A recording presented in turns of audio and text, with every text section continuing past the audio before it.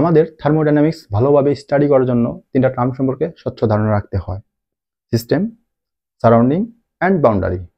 তো এই তিনটা টার্ম নিয়ে এখন আমরা এক্সপ্লেন করব। আমাদের এই ইউনিভার্সটা বা এই মহাবিশ্বটা অনেক বৃহৎ।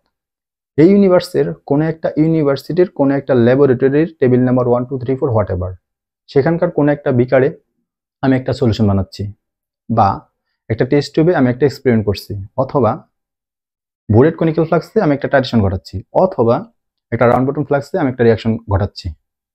তো এই বিকারে সলিউশন বানানোর সময়, টেস্ট টিউবে এক্সপেরিমেন্ট করার সময়, বা বুলেট কনিক্যাল ফ্লাক্সে টাইটেশন করার সময়, অথবা রাউন্ড বটম ফ্লাক্সে একটা রিয়াকশন ঘটার সময় আমার ইউনিভার্সে কি হচ্ছে না হচ্ছে সেটা নিয়ে আমার কোনো মাথা ব্যথা নাই, সেটা নিয়ে আমার কোনো কনসার্ন নাই। আমার safe or safe only consideration হচ্ছে সেই বিকারে সলিউশন বানানোর, সলিউশন কীভাবে বানাবো, সেই টেস্ট টিউবে এক্সপেরিমেন্ট কি করতেছি, সেই বুলেট কনিক্যাল ফ্লাক্সে যে টাইটেশন করতেছি এবং রাউন্ড বটম ফ্লাক্সে যে রিয়াকশন করেছি সেটা নিয়ে হচ্ছে আমার সেফ কনসেন্ট্রেশন। তো ওইটাকে আমরা বলবো সিস্টেম। তো ধরো এখানে একটা বিকার আছে, তো এই বিকারে আমি একটা সলিউশন বানাবো। কেন বানাবো? এই সলিউশন বানিয়ে এই সলিউশনকে আমি স্টাডি করব, এই সলিউশনকে আমি অবজারভেশন করব, এই সলিউশন নিয়ে আমি অ্যানালাইসিস করব। তো এটা হচ্ছে কি আমার সিস্টেম। তাহলে সিস্টেমের আমি ডেফিনেশন কিভাবে দিব? সিস্টেম হচ্ছে পার্ট অফ ইউনিভার্স। ইউনিভার্সিটি একটা পার্ট অফ ইউনিভার্স,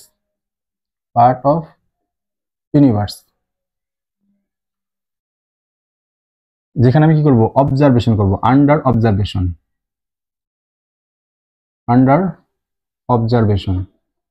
অবজারভেশন করার পারপাস কি? স্টাডি করা এবং অ্যানালাইসিস করা। ফর দ্য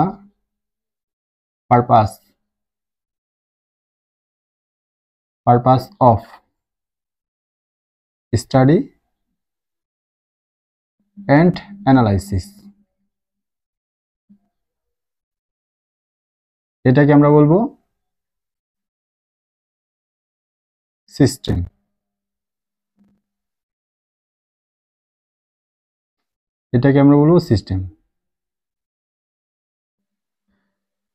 সিস্টেম কি বুঝছি? এখন আসে সারাউন্ডিং কি। তাহলে এই যে এই বিকারটা, এটা হচ্ছে আমার সিস্টেম। এই বিকার বাদে ইউনিভার্সে যা আছে সেটা হচ্ছে আমার সারাউন্ডিং, অর্থাৎ এক্সেপ্ট সিস্টেম, ওটা হচ্ছে আমার কি? সারাউন্ডিং। তাহলে সারাউন্ডিং কি? সারাউন্ডিং হচ্ছে অ্যাকসেপ্ট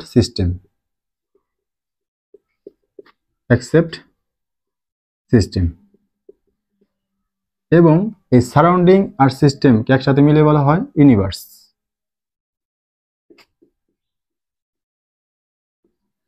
ওকে, তাহলে প্রশ্ন হচ্ছে বাউন্ডারি কি? বাউন্ডারি হচ্ছে এই যে বিকার আর আমার, মানে বিকার বলতে সিস্টেম আর সারাউন্ডিং, এটার মধ্যে যে পার্থক্য করতেছে, সেপারেট করতেছে, সেটা আমার বাউন্ডারি। বাউন্ডারি কি? তাহলে এই যে এটা হচ্ছে বাউন্ডারি, এটা হচ্ছে আমার বাউন্ডারি, যেটা সিস্টেম এবং সারাউন্ডিংকে সেপারেট করতেছে, এটা হচ্ছে আমার বাউন্ডারি। তাহলে বাউন্ডারি ডেফিনেশন কিভাবে দিব? বাউন্ডারি হচ্ছে একটা সারফেসটা এখানে তো দেখা যাইতেছে রিয়েল সারফেস, এমনও সিস্টেম আছে, এমনও যেখানে হচ্ছে সারফেসটা আমার ইমাজিনারি বিষয়। আমি বলতে পারি বাউন্ডারি হচ্ছে একটা সারফেস। কেমন সারফেস? সেটা রিয়েল সারফেস হইতে পারে, সেটা ইমাজিনারি সারফেস হইতে পারে। রিয়েল অর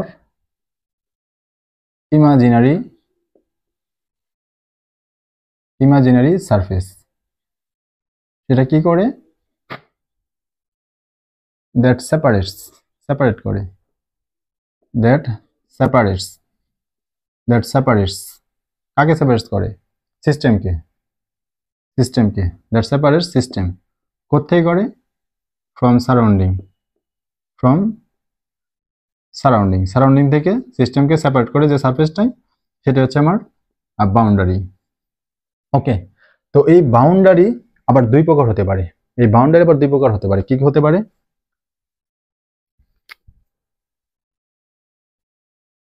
এক ডায়াথার্মিক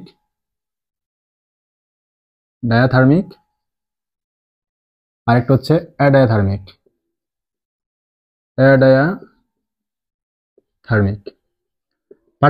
পার্থক্যটা কি ডায়াথার্মিক আর অ্যাডায়াথার্মিকের মধ্যে? তো ধরো এটা হচ্ছে আমার সেই সারফেসটা মানে বাউন্ডারিটা, এটা ধরো আমার সারাউন্ডিং, এটা হচ্ছে আমার সারাউন্ডিং, আর এটা হচ্ছে ধরো আমার সিস্টেম। সিস্টেম আর সারাউন্ডিং কে যে সারফেসটা পার্থক্য করতেছে সেটা আমি বলবো বাউন্ডারি। তো ডায়াথার্মিক বাউন্ডারিটা হচ্ছে এমন সারফেস যেটার মধ্যে সারাউন্ডিং আর সারফেসের মধ্যে হিটটা আদান প্রদান হইতে পারে, এক্সচেঞ্জ হইতে পারে। মানে সারাউন্ডিং থেকে আমার সিস্টেমে হিট যাইতে পারে এবং সিস্টেম থেকে সারাউন্ডিং এ হিট যাইতে পারে, মানে সিস্টেম এবং সারাউন্ডিং এর মধ্যে হিট এক্সচেঞ্জ হতে পারবে অ্যাক্রস দ্য সারফেস। এই সারফেসটা হচ্ছে আমার ডায়াথার্মিক সারফেস বা ডায়াথার্মিক বাউন্ডারি। ওকে, তাহলে অ্যাডায়াথার্মিকটা কি? অ্যাডায়াথার্মিক ধরো এটা আমার সেই সারফেসটা বা বাউন্ডারিটা, এটা ধরো আমার সিস্টেম মানে সারাউন্ডিং, আর এটা ধরো আমার সিস্টেম। তো এই অ্যাডায়াথার্মিক সারফেসটা বা অ্যাডায়াথার্মিক বাউন্ডারিটা আমার সারাউন্ডিং থেকে সিস্টেমে বা সিস্টেম থেকে সারাউন্ডিং এ হিট ট্রান্সফার মানে অ্যালাউ করবে না, মানে যাইতে দিবে না, সেটা হচ্ছে অ্যাডায়াথার্মিক। ওকে, আমরা বুঝলাম বাউন্ডারি কি। এখন আবার আমরা আসি এই সিস্টেমে। তো এই সিস্টেম আবার তিন প্রকার। এই সিস্টেমটা হচ্ছে আবার তিন প্রকার। কি কি? এক, ওপেন সিস্টেম। Open system. দুই, এটা ওপেন সিস্টেম, আমি ছোট্ট করে লিখি ওপেন সিস্টেম। ক্লোজ সিস্টেম, আরেকটা হচ্ছে আইসোলেটেড সিস্টেম। আইসোলেটেড সিস্টেম, এগুলো কি একটা একটা করে আমরা এক্সপ্লেন করি। প্রথমে আসি ওপেন সিস্টেমটা কি। এখানে খেয়াল করো, প্রথমে আমরা এক্সপ্লেন করব ওপেন সিস্টেমটা কি। এক নাম্বার সিস্টেম ওপেন সিস্টেম। আমাদের পরিচিত এক্সাম্পলই দিই। ধরো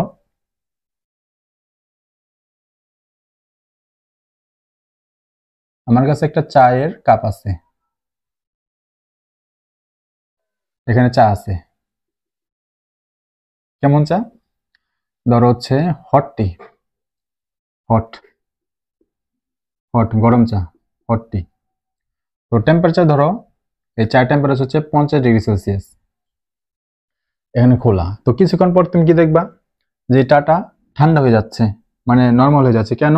কারণ এখানে যে হিটটা আছে সেটা বের হয়ে যেতেছে, এখান থেকে পরিবেশে চলে যেতেছে, ফ্লো হয়ে যেতেছে। হিটটা কোথায় ফ্লো হইতেছে? পরিবেশে, কারণ এখানে হিটটা বেশি, পরিবেশ হিটটা কম। তাই এই চা থেকে হিট আমার সারাউন্ডিং এ বের হয়ে যেতেছে, সিস্টেম থেকে সারাউন্ডিং এ হিট বের হয়ে যেতেছে। তাহলে এখানে টেম্পারেচার কমে যাবে, কিছুক্ষণ পরে কি হয়ে যাবে? নর্মাল টি হয়ে যাবে। নর্মাল নর্মাল টি হয়ে যাবে। তখন টেম্পারেচার কত থাকবে? ধরো 25°C। ওকে, আবার খেয়াল করো তো, তুমি দেখবা কি যখন গরম ছিল তখন এখান থেকে মানে আমার ইভাপোরেশন হইতেছে, মানে বাষ্প আকারে চা থেকে বাষ্প আকারে সারাউন্ডিং এ চলে যেতেছে। তাহলে এখানে কয়টা জিনিস খেয়াল করতেছো? দুইটা জিনিস। এক, হিট এক্সচেঞ্জ হইতেছে, এবং এই যে চা, সেই চা থেকে আমার বাষ্প আকারে কিছু চা বাইরে চলে যেতেছে। তাহলে কয়টা জিনিস এক্সচেঞ্জ হইতেছে? দুইটা। এক এক হচ্ছে আমার হিট এক্সচেঞ্জ। তাহলে আমি বলবো এক্সচেঞ্জ অফ, এখানে লিখে দিই exchange of, exchange of heat energy, heat energy and mass. Mass mass মানে দেখো তোমার শুরুতে যা চা ছিল কিছুক্ষণ পর ওই পরিমাণ কিন্তু চা থাকবে না, কারণ কিছু চা কি হয়েছে? ইভাপোরেশন হয়ে বাষ্পীভূত হয়ে পরিবেশে চলে গেছে। তাহলে আর ম্যাসটাও কি হইলো? ভরটাও এক্সচেঞ্জ হইলো। তাহলে exchange of heat energy and mass both takes place. এমন সিস্টেমকে আমরা বলবো ওপেন সিস্টেম। অর্থাৎ যে সিস্টেম আমার হিটও এক্সচেঞ্জ হতে পারে, আমার ম্যাস সিস্টেমের যে যা থাকে সেটাও সেটাও কি হতে পারে? এক্সচেঞ্জ হতে পারে। সেই সিস্টেমকে আমরা বলবো ওপেন সিস্টেম। তাহলে এখানে খেয়াল করো, আমি বলবো ডেল ই এনার্জি, হিট এনার্জি যে পরিবর্তন বা সেটা কি হবে না? শূন্য হবে না। শূন্য মানে দেখো শুরুতে যতটুকু এখানে এনার্জি ছিল কিছুক্ষণ পর ততটুকু এনার্জি কি থাকবে? থাকবে না। তার মানে পরিবর্তন হইতেছে না, পরিবর্তন হইতেছে, তাহলে del E is not equal to 0, শূন্য হইতেছে না। আবার ম্যাস সেটাও কি না, শূন্য না, কারণ শুরুতে যতটুক ভর এই চায়ের কিছুক্ষণ পর ভর কিন্তু তা থাকবে না, কিছু হইলে কমে যাবে, কারণ কিছু ভর আমার কি হয়ে গেছে, বাষ্পীভূত হয়ে সারাউন্ডিং এ চলে গেছে। এই জন্য ডেল এম ম্যাসের যে পরিবর্তন সেটাও কি শূন্য না। এই হলো আমার ওপেন সিস্টেম। 2 নম্বর আমার হচ্ছে close system. Closed system, closed system কি, আবার আমি চাটাই দেই।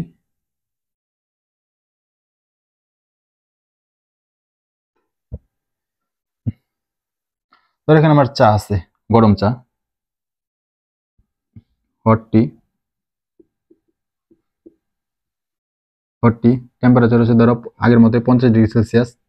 বাট এখন তুমি কি করলা, এই পায়ের চায়ের যে উপরে খোলা সেখানে তুমি একটা ঢাকনা দিলা, তাহলে কি দেখবা যে আগে যখন খোলা ছিল তখন তো এই চা থেকে, গরম চা থেকে কিছু আমার চা বাষ্পীভূত হয়ে সারাউন্ডিং এ চলে গেছে, বাট এখন কিন্তু পারবে না। এখন কি হবে, এই উপরে ভেপার আকারে জমা হবে, কারণ এই যে বাধা দিতেছে, ঢাকনা তুমি দিও, এবার ঢাকনার মধ্যে পানি আকারে, লিকুইড আকারে কিছু হচ্ছে টপ টপ করে পড়তেছে, কারণ ওটা পরিবেশ যাইতে পারে না, তো সেটাই।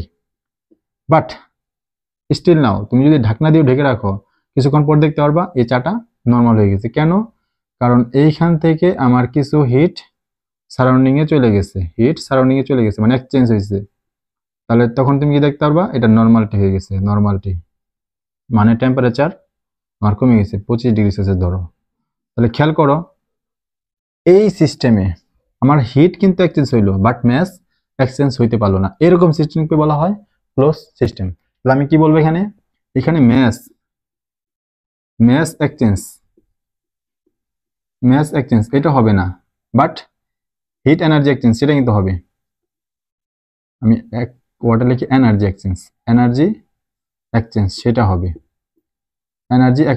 হবে, এরকম কি বলা হইতেছে ক্লোজ সিস্টেম। এখানে আমি কি বলতে পারি, ডেল এম সেটা কিন্তু শূন্য, চেঞ্জ অফ ম্যাস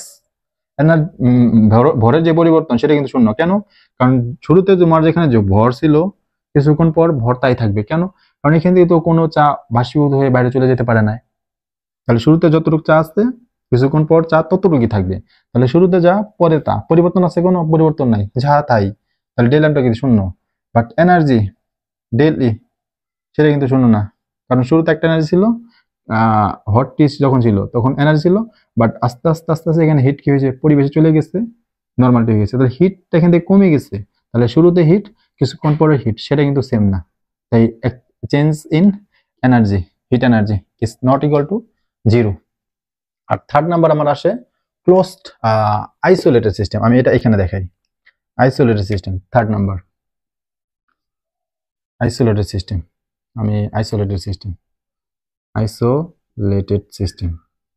তো আইসোলেটেড সিস্টেমটা কি, আমরা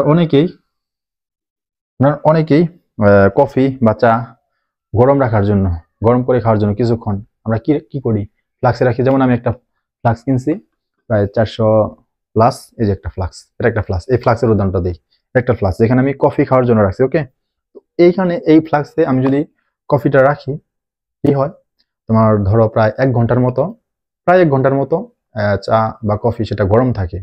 তার কারণ কি, এটা আমি আঁকাই, এটার মতো এক্স্যাক্টলি আঁকাইতে পারবো না। ধরো এটা হচ্ছে সে আমার ফ্লাক্স, ফ্লাক্সে কি করে, এইখান দিয়ে মানে কিছু গ্যাপ রেখে একটা ইনসুলেটরের মতো থাকে, ইনসুলেটর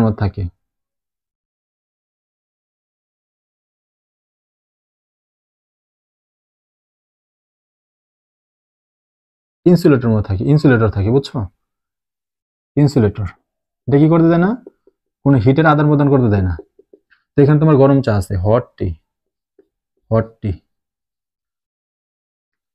তো কি হবে যখন গরম চা রাখছো, এই যে বাউন্ডারি, সেই বাউন্ডারি থেকে আমার কোনো প্রকার বাইরে হিট যাইতে পারে না, তাই চাটা কি পাই, বা কফিটা আমরা কি পাই, গরম পাই। কিন্তু বাস্তবে তো অ্যাকচুয়ালি এরকম ফ্লাক্স সম্ভব না যে সারা জীবন গরম থাকবে। বাট আইডিয়ালি ধরে নাও যে গরম থাকে 1 ঘন্টা থাকে, বাট 1 ঘন্টা পর তো কিন্তু আবার কি হয়ে যাবে, নর্মাল হয়ে যাবে। হিট একদমই যে ট্রান্সফার হইতে পারে না এরকম ফ্লাক্সে সেটা সম্ভব না। আমরা আইডিয়াল একটা কল্পনা করি, আইডিয়াল একটা ফ্লাক্সের উদাহরণ দিতেছি, ধরো যে বাস্তবে এরকম ফ্লাক্স আবিষ্কার হয়ে গেছে, তো হিট এক্সচেঞ্জ হইতে পারে না। এবং তুমি কিন্তু আমি কি করছি, ঢাকনা দ্বারা কিন্তু ঢেকেও দিচ্ছি, তাই না? ঢাকনা দ্বারা ঢেকেও দিচ্ছি, এই আমি ঢেকে দিলাম। তো ঢাকনা দ্বারা ঢেকে ঢেকে দেওয়ার কারণে কি হবে, এখান থেকে যে চা ছিল গরম চা, সেটা কিন্তু বাইরে যাইতে পারে না, এখানে রয়ে গেছে। তাহলে এখানে কি হইতেছে, আমার exchange of heat energy and mass does not take place একটাও ঘটবে না। ফলে কি হবে, তুমি শুরুতে যে এনার্জি পাইছো কিছুক্ষণ পর 1 ঘন্টা পর, আইডিয়াল ধরো 1 কোটি বছর পর এই এনার্জি কত পাবা, যা ছিল তাই পাবা। তার মানে এনার্জি কোনো পরিবর্তন হয় না। এবং ম্যাস যেহেতু বাইরে যেতে পারে না বাষ্পীভূত হয়ে, তাই শুরুতে যে ম্যাস 1 ঘন্টা পর সেই একই ম্যাচ থাকবে, তার মানে পরিবর্তন শূন্য। তো এরকম সিস্টেমকে বলা হইতেছে আইসোলেটেড সিস্টেম। তো আমরা আশা করি সিস্টেম, সারাউন্ডিং অ্যান্ড বাউন্ডারি জিনিসটা বুঝছি, এবং সিস্টেম যে 3 প্রকার, ওপেন সিস্টেম, ক্লোজ সিস্টেম এবং আইসোলেটেড সিস্টেম, সেগুলো বুঝছি।